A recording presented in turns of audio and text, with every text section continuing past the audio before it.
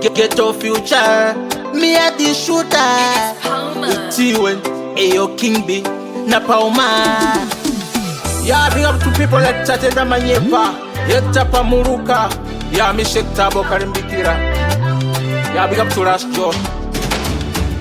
Ndinega muvunzo ga digi digi ishe. Kochi,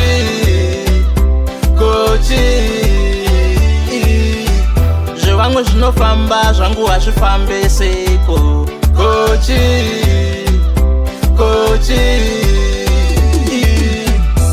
ndakanga waya mukuru wangu, zvinhu zvakasunga mulife mangu. Chandabata chese chinoputika, kupomba taipa basa rinoputika. Ndinzweiwo mambo, kana ndakatadza sori imambo. Inga ndinofuga masiku nesikati, ndauya kwamuri nechichemo chekuti ndinega mubvunzo kadiki-diki ishe. Kochi, zvevamwe zvinofamba zvangu hazvifambe seko. Kochi,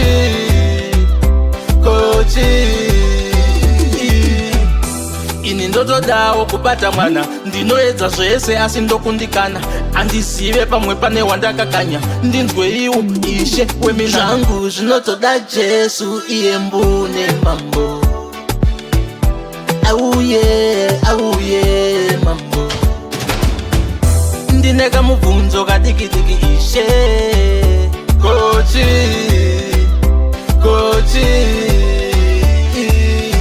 zvevamwe zvinofamba zvangu hazvifambe seko. Kochi,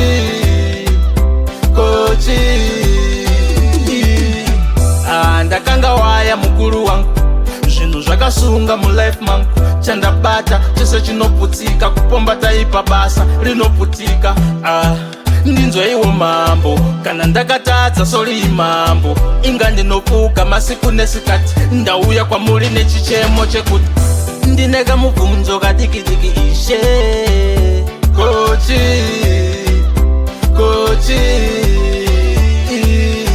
zvevamwe zvinofamba zvangu hazvifambe seko. Kochi,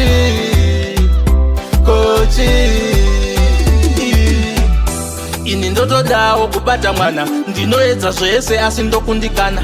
Andizive pamwe pane wandakakanya, ndinzweiwo ishe wemina. Zvangu zvinotoda Jesu iye mbune mambo. Auye mambo. Ndinega mubvunzo kadiki-diki ishe. Kochi,